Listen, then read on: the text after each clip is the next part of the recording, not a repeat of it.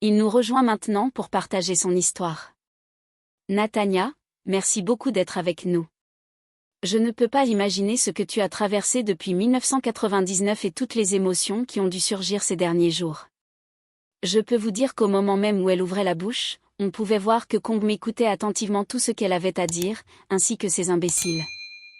Après que Jennifer Lopez ait été entraînée dans le procès contre Diddy, accusée d'avoir prétendument été la mule d'une arme lors d'une fusillade dans une boîte de nuit en 1999, Diddy et JLo auraient fait porter le chapeau à un rappeur nommé Shyne, qui aurait passé 10 ans en prison à leur place.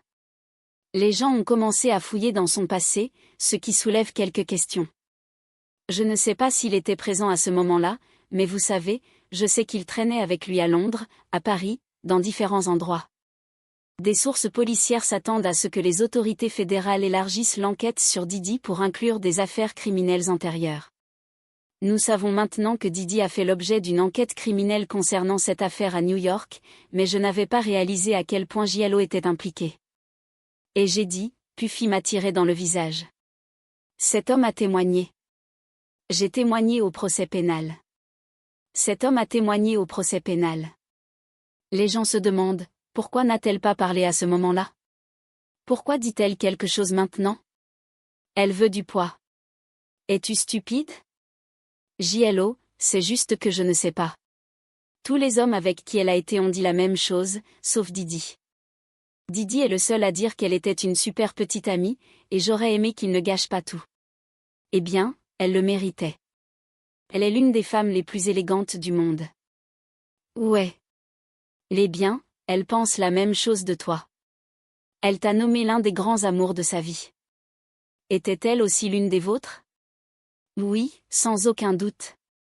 Ce n'est sans aucun doute pas l'année de JLo. Elle s'est retrouvée impliquée dans un divorce juste au moment où nous pensions qu'elle avait l'histoire la plus romantique jamais racontée, et son documentaire This Is Maître Now a échoué. Ce qui est intriguant, c'est que des rumeurs disent que son histoire avec l'entrepreneur en disgrâce Diddy est liée à tout cela.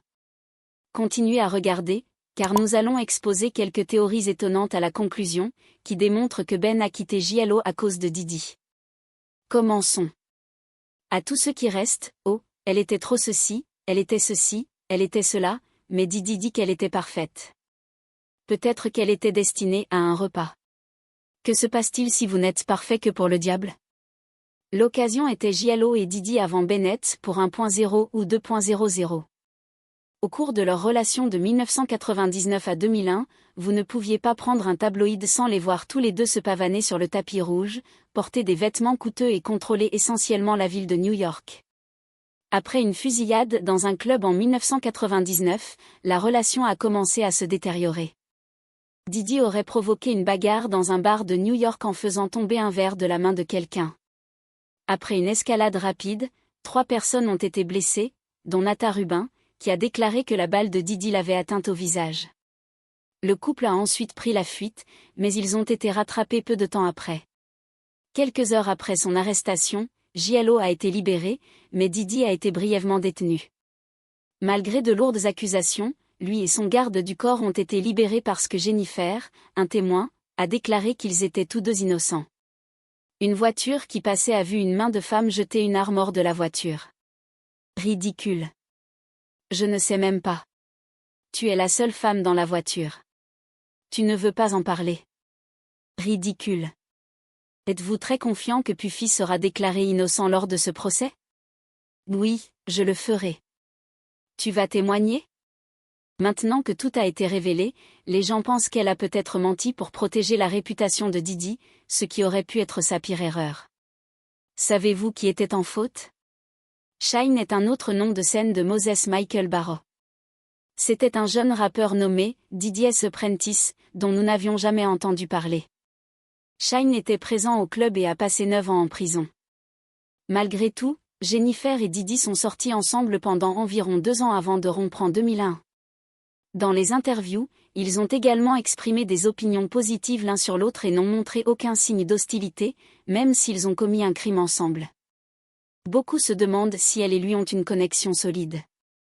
Bien que rien n'ait encore été vérifié, les gens commencent à exprimer leurs opinions maintenant que Diddy est confronté à de nombreux problèmes juridiques. Dans une récente interview, Shine, l'artiste qui a purgé 9 ans de prison, a affirmé que Diddy avait ruiné sa vie alors qu'il n'avait que 18 ans. Après s'être retourné, il a déclaré que le rappeur avait demandé à des témoins de témoigner contre lui pour quelque chose qu'il n'avait pas fait. Je le défendais et il s'est retourné et a appelé des témoins pour témoigner contre moi, et il a contribué. Il m'a pratiquement envoyé en prison. Il est également étrange que la victime de la balle, Nata, n'ait jamais modifié son récit. Elle a affirmé que Diddy lui avait tiré dessus alors qu'il brandissait l'arme. Et j'ai dit, Puffy m'a tiré dans la tête. Cet homme a témoigné. J'ai témoigné au procès pénal. Cet homme a témoigné au procès pénal. Les gens disent, pourquoi n'a-t-elle pas parlé alors? Pourquoi dit-elle quelque chose maintenant? Elle veut du poids. Tu es bête? Jennifer pourrait aussi avoir de gros ennuis si toutes ces allégations sont fondées. Elle a assuré à tout le monde que Diddy ne portait pas d'arme et qu'il était innocent. On se demande pourquoi elle est toujours si proche de lui, alors que tout semble si confus. Il a quelque chose sur elle. Voilà pourquoi. Suge Knight a fait des déclarations similaires pendant son incarcération. Examinons maintenant l'une des hypothèses expliquant le départ de Ben de JLO. Il s'est dit convaincu que le FBI lui a remis la cassette dès sa découverte. Croyez-vous que Ben a également été dénigré avant d'être impliqué, et que les fédéraux s'en prennent à JLO?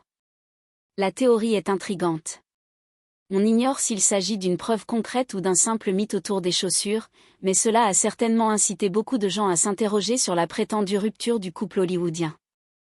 Il est même possible que Ben ait été manifestement motivé par l'idée que JLO et Diddy entretiennent une relation, se fournissent une assistance en relations publiques, ou quoi que ce soit d'autre. Un désastre est envisageable si l'on ajoute à cela la réputation de JLO d'être une personne bien entourée, une amante célèbre et exigeante.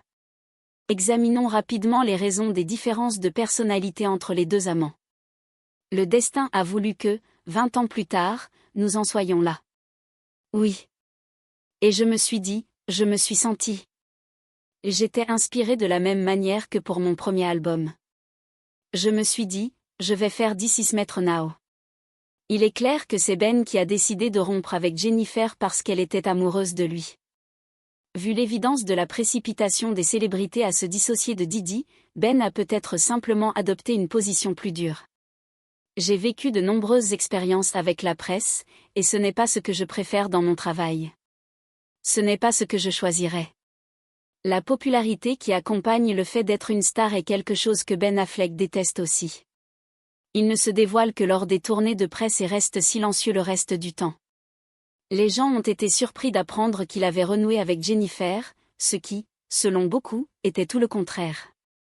Voici un bref compte-rendu de la romance de Ben et JLO. Après avoir joué ensemble dans le film Gigli, ils ont commencé à se fréquenter en 2002. Ils ont annulé leur demande en mariage de 2003 et se sont séparés en 2004. Ils se sont finalement remis ensemble et se sont mariés en 2022, après avoir eu des enfants et s'être mariés avec d'autres personnes. Cependant, comme il ne leur a fallu que 2 ans pour mettre fin à leur relation, cela a peut-être été un mauvais choix pour les deux parties. Ben n'est pas très populaire auprès des célébrités, mais soyons francs, JLO adore ça et fait tout son possible pour attirer l'attention. Bien qu'ils aient pu être amoureux, cet homme, qui était auparavant marié à Jennifer Garner, déteste être sous les projecteurs. Il a peut-être été bouleversé par le changement de JLO. Il a été plutôt surpris lorsqu'il a découvert, lors d'une interview, que Jennifer avait affiché des lettres qu'il lui avait écrites pendant leur relation 2 décennies auparavant. Elle était en désaccord avec lui, qui les considérait comme privées et ne voulait pas que ces lettres soient vues du grand public. Comment accepter une récompense pour être quelqu'un que l'on sait ne pas être? Comment y parvenir? Outre les conflits interpersonnels, il semble que les cassettes de Diddy aient été la goutte d'eau qui a fait déborder le vase dans leur relation. La chronologie correspond partiellement. Prenons ceci en exemple, Ben Affleck a acheté une nouvelle propriété de 20 millions de dollars à Los Angeles fin juillet, juste avant leur séparation officielle le 20 août, après la perquisition de la maison de Diddy par le FBI en mars. Des sources de TMZ affirment que Ben a quitté la maison de Beverly Hills fin juin. Avant le retour de Jennifer de récentes vacances en Europe, il lui a dit cela avant d'acheter sa maison, puis a commencé à louer un appartement à Brentwood. Il semble qu'un événement majeur ait provoqué une rupture entre les deux entre la perquisition et le divorce.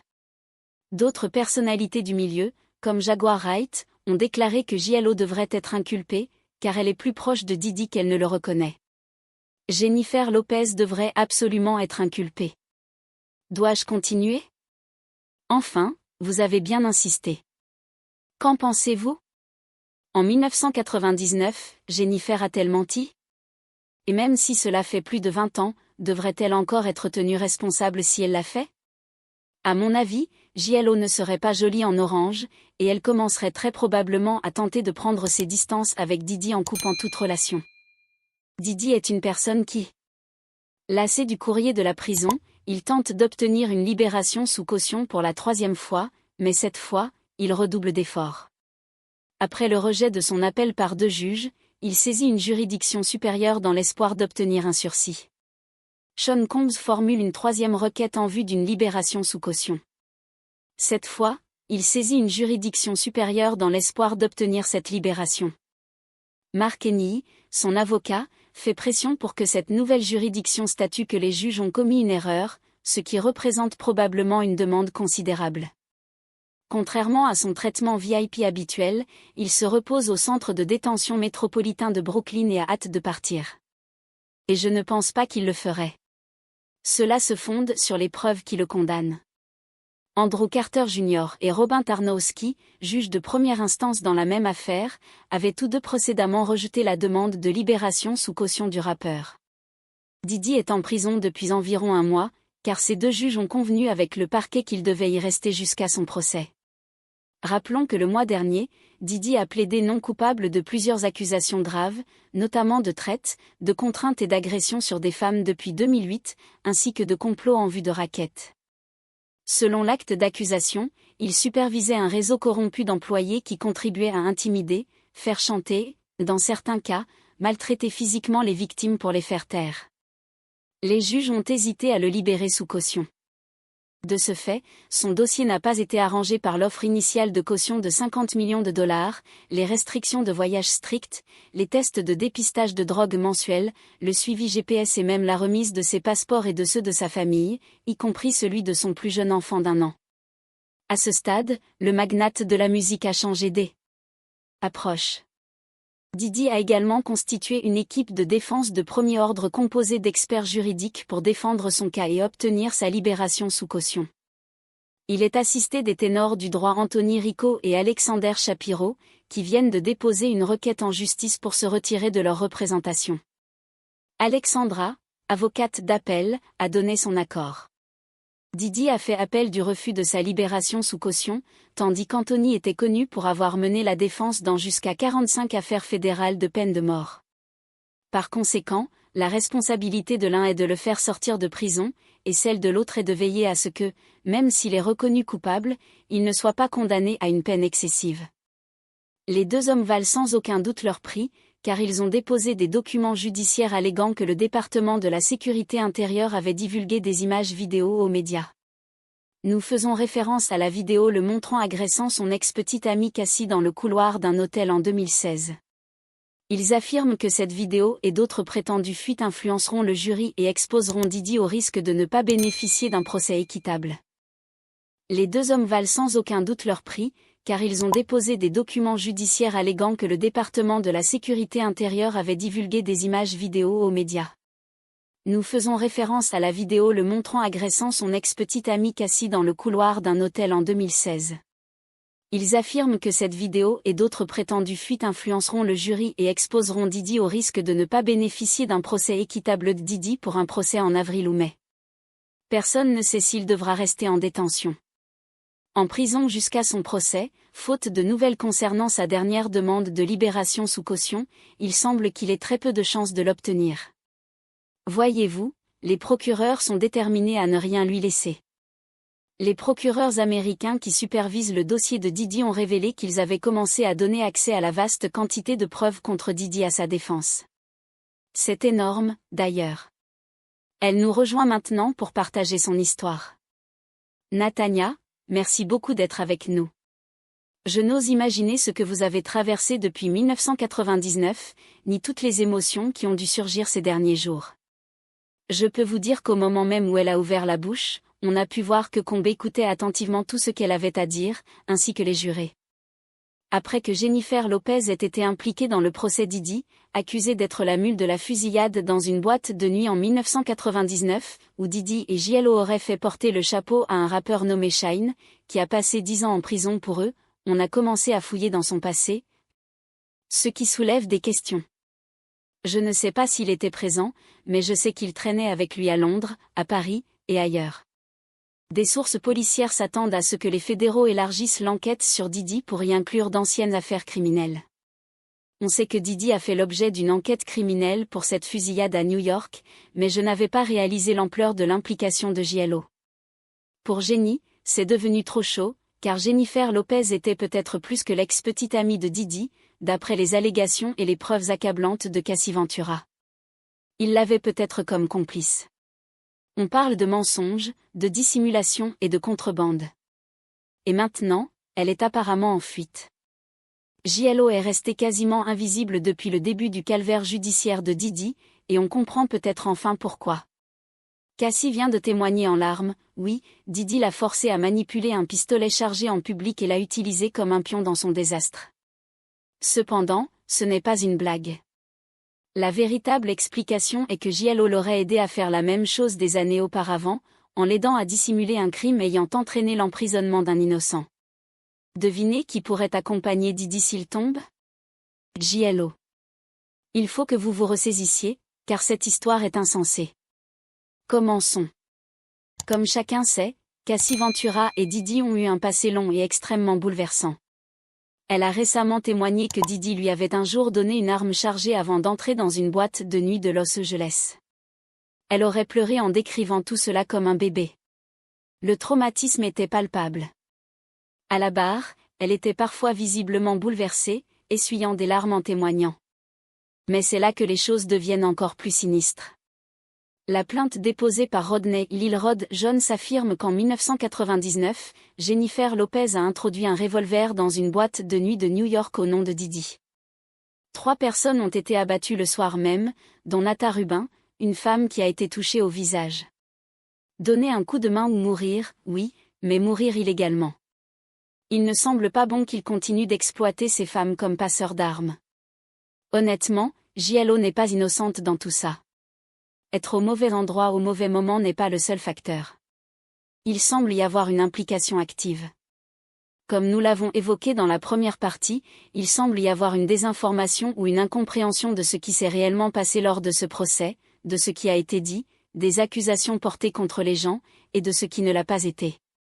J'aimerais connaître votre point de vue, plus précisément, ce que vous aimeriez que les gens comprennent de ce procès et qu'ils ne comprennent peut-être pas encore. Je veux dire, même depuis le jour où le mini-rayon a eu lieu, car si vous regardez leurs photos d'identité judiciaire, seul Shyne Trulli en a une. Puffy et JLo. Puffy est devant un mur en béton. JLo est devant un panneau d'affichage avec de vieux t-shirts. Maintenant, je veux que tout le monde pense que c'était le soir de la fusillade. On ne pense pas qu'à Noël, Puffy et JLo soient sortis avec de vieux t-shirts. Des t-shirts usés, n'est-ce pas ? Non. Ils avaient déjà un plan pour dissimuler ce qu'ils portaient et tenter d'influencer les esprits afin de vous faire perdre la mémoire, mais ils n'ont pas réussi à me faire perdre la mienne. Sans compter que JLo a identifié Shyne Barrow comme le tireur ce soir-là, selon le témoignage du chauffeur de Diddy. Si c'est le cas, elle a non seulement porté l'arme à feu, mais elle aurait aussi aidé Diddy à piéger Shyne, condamné à une longue peine de prison pour un crime qu'il n'a peut-être pas commis. Pour ceux qui l'ignorent, Shyne clame haut et fort depuis des années que Diddy était un piège et non un ami. Et vous savez quoi ? D'après Jean Dill, l'ancienne directrice de Bad Boy Security, Diddy aurait déclaré détester Shyne. Par conséquent, ce problème de cadrage n'est pas totalement impossible. C'est du sérieux. Mais je dois vous poser la question, non ? J'ai vu la bande-annonce d'un documentaire sur Shaun dans lequel vous avez joué. Comment se fait-il que vous ayez joué dans ce documentaire ? Eh bien, j'y étais. J'ai fait tout ce procès avec Shaun et Puff. Puff a dit, je déteste ce fils de Blake. Il me l'a dit, et c'est à ce moment-là qu'ils ont été jugés ensemble. On sait déjà que Shine était souillé. Mais il y a pire. Didi aurait trié les témoins lors de ce procès de 1999, aurait truqué les cartes, et pire encore. Selon plusieurs sources proches du dossier, JLO était complice. Ils auraient œuvré en coulisses pour enterrer Shine, entraînant les témoins à dire ce qu'ils avaient à dire. Et tenez-vous bien, ils auraient acheté des jurés, tous ceux qui étaient présents. Je sais que cette jeune femme a dit que Puff avait tiré. C'est ce que Wolf lui-même m'a dit, et il en a très peu parlé, car il était fou amoureux de Shaun. Didi et JLO sont partis comme si de rien n'était. Naturellement, JLO a été écartée par Didi peu après, comme si elle n'était qu'un élément du jeu. Mais soyons honnêtes, ils ont tous deux gagné l'indépendance qu'ils désiraient.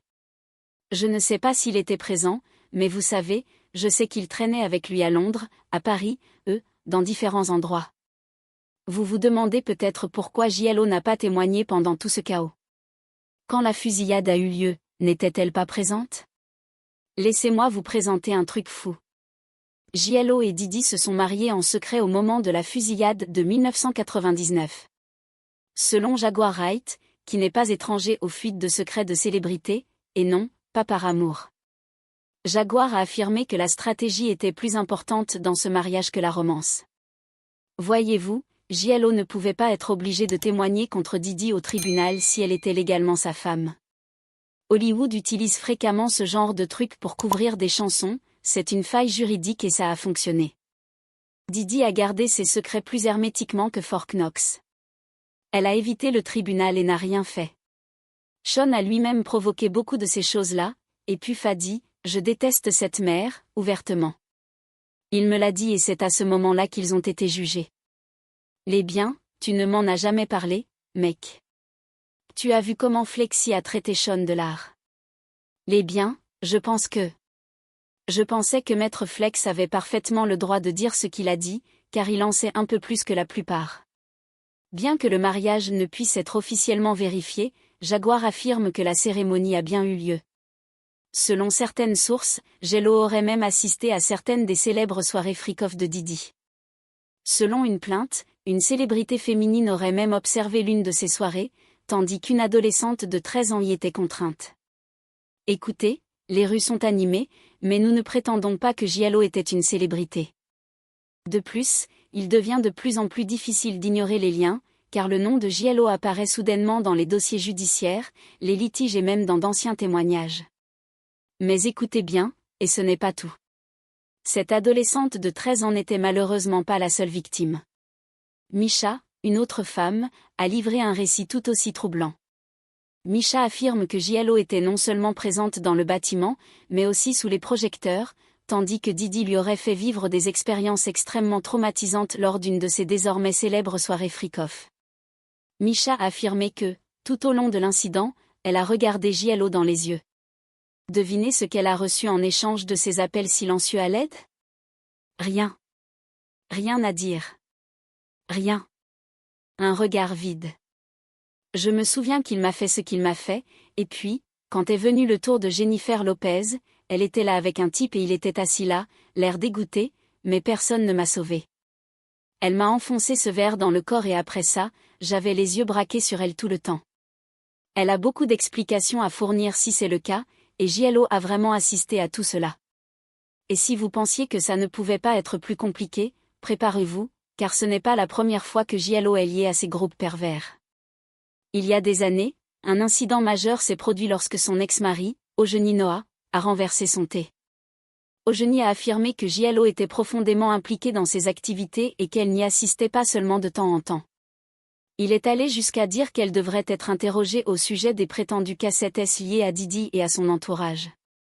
Ces cassettes, en effet, celles qui reviennent dès que quelqu'un sort caméra cachée et huile pour bébé. Il n'a pas non plus mordu sa langue. Il affirme que JLO n'est pas la même personne derrière les portes closes que sur le tapis rouge. Il a dit sans détour qu'elle était parfaitement au courant de ce qui se passait lors de ces rassemblements et qu'elle ne semblait pas s'en soucier. Écoutez, les ex-partenaires parlent parfois de manière imprudente. Ne mentez pas. Soyons honnêtes, cependant. Il ne s'agit pas de l'ex-partenaire rancunier habituel qui accuse quelqu'un d'infidélité. Les pièces du puzzle commencent à s'assembler quand on considère les allégations d'Ojani, le récit de Misha, le témoignage émouvant de Cassie et les poursuites qui s'accumulent comme un jeu de dominos. JLO ne semble plus être une spectatrice innocente. Et la cerise sur ce gâteau plutôt désordonné ? Dans le cadre de l'enquête fédérale plus vaste sur Didi, 2 sources policières ont informé le New York Post en 2024 que la fusillade de 1999 dans une boîte de nuit serait rouverte. Si cela se produit et que le nom de JLO est lié à ces événements, suite à des incidents, elle pourrait aussi se retrouver devant un tribunal. Les réseaux sociaux ne sont plus une surprise. Un utilisateur l'a parfaitement exprimé. Le public savait que Jennifer Lopez le soutenait. Malgré son talent de chanteuse, elle n'est ni très célèbre ni très connue. Écoutez, la célébrité n'a jamais vraiment égalé le talent. Et maintenant, la véritable cause de son ascension est peut-être en train d'être révélée, mais c'est là que les choses se compliquent. Sui a affirmé dans une interview que la distance et les désaccords n'étaient pas les seuls facteurs ayant contribué à la rupture du mariage de JLO et Ben Affleck. Non. Il affirme que lors d'une de ses soi-disant soirées de folie, les agents fédéraux auraient fait écouter une cassette de JLO et Didi à Ben. Imaginez cet homme assis, pensant qu'il va examiner des preuves pour une affaire, pour finalement découvrir que sa femme, celle avec qui il a récemment renoué son idylle, est censée y assister, les soirées privées perverses de Didi. Selon les rapports, Ben n'a plus pu la regarder de la même manière après cela. Peux-tu vraiment lui en vouloir ? Soyons réalistes. Nous sommes une équipe de presse. Avez-vous entendu parler du miel ? Quel est son prénom ? Soirée sucrée. Suge Chevalier.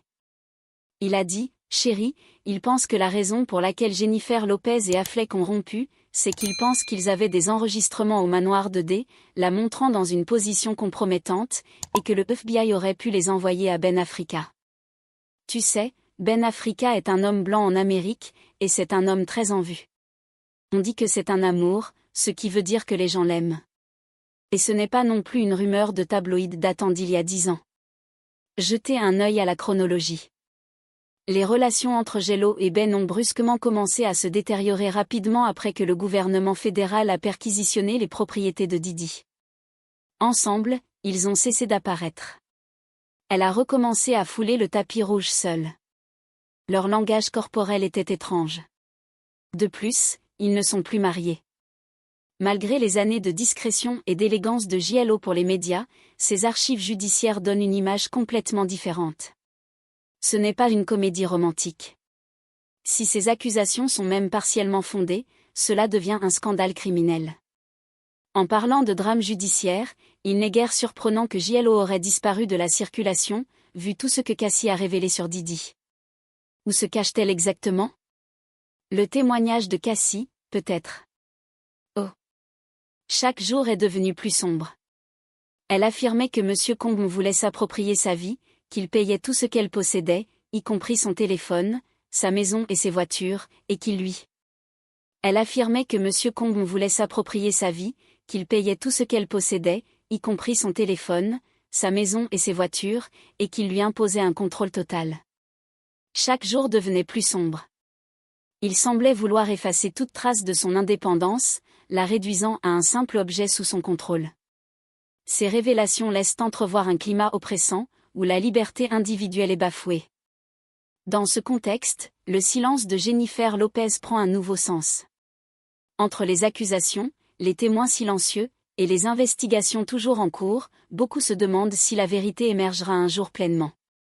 Car derrière les paillettes et le glamour, il semble y avoir un réseau complexe de secrets, de manipulations et de violences qui impliquent plusieurs figures célèbres. Cette affaire, encore largement enveloppée de mystères, continue d'alimenter les rumeurs et les spéculations, tandis que la justice tente d'y voir clair. Prendrait tout en guise de punition, de contrôle absolu. D'après son témoignage, son contrôle s'étendait à tout, de mes travaux à mon apparence. Cependant, ce contrôle a fini par se transformer en violence. Je parle de violence réelle. Au tribunal, Cassie sanglotait, affirmant que Didi la frappait, la traînait, la renversait et la harcelait. Elle a témoigné avoir eu les yeux au beurre noir, les lèvres gonflées et de véritables nœuds sur le front. La situation est passée de troublante à terrifiante lorsque les procureurs ont commencé à s'impliquer dans ces frasques. D'après le témoignage de Cassie, durant la première année de leur relation, Didi l'a initié à ces rassemblements pervers. Il aurait prétendument engagé des stripteaseuses et des escorts masculins pour avoir des relations sexuelles avec elles sous son regard. Et ce n'étaient pas des incidents isolés, vous savez. Jusqu'à 4 jours s'écoulaient lors de certains de ces incidents. Elle a dit qu'ils étaient si épuisants qu'elle avait besoin d'une période de récupération après la consommation de drogue et l'épuisement physique lié aux activités en cours. Elle a affirmé que, même si elle avait commencé à le faire pour faire plaisir à Didi, cela lui a finalement fait honte. Elle a dit « Je me suis sentie assez mal dans ma peau lorsqu'elle s'est effondrée à la barre, je me suis sentie inutile. » Cassie a affirmé avoir consommé diverses drogues, dont de la kétamine, de l'ecstasy, de l'herbe, entre autres, pour tenir le coup. Elle a affirmé que cela l'avait aidée à prendre du recul par rapport à la situation réelle. X avec une personne inconnue. Je n'étais pas vraiment intéressée par X. Lui aussi? Ils ont dit qu'il préparait tout. Il lui donnait des instructions pour localiser ces hommes, escorts, stripteaseuses et danseurs, puis, en fonction de leur performance, les payait entre 1 500 et 6 000 $. Selon elle, ils ont été découverts sur Craigslist et par l'intermédiaire d'agences de striptease. Comme sur Craigslist, certains de ces hommes, dont Daniel Philippe, qui avait déjà témoigné, ont même été identifiés au tribunal grâce à des photos fournies aux jurés. Elle a déclaré que Sean Combs dirigeait tout, de sa tenue à l'éclairage de la pièce, en passant par la façon dont elle était censée interagir avec la personne avec qui elle avait des relations sexuelles. Et encore une fois, juste pour rappeler ce qu'est un « freak-off », Cassie a déclaré avoir découvert ce phénomène grâce à Sean Combs environ 1 an après le début de leur relation. Il l'a décrit comme du « voyeurisme », un désir de la voir coucher avec quelqu'un d'autre. Elle a expliqué qu'elle le faisait parce qu'elle avait 21 ou 22 ans, qu'elle était jeune, qu'elle ne connaissait rien de mieux et qu'elle voulait faire plaisir à Sean Combs.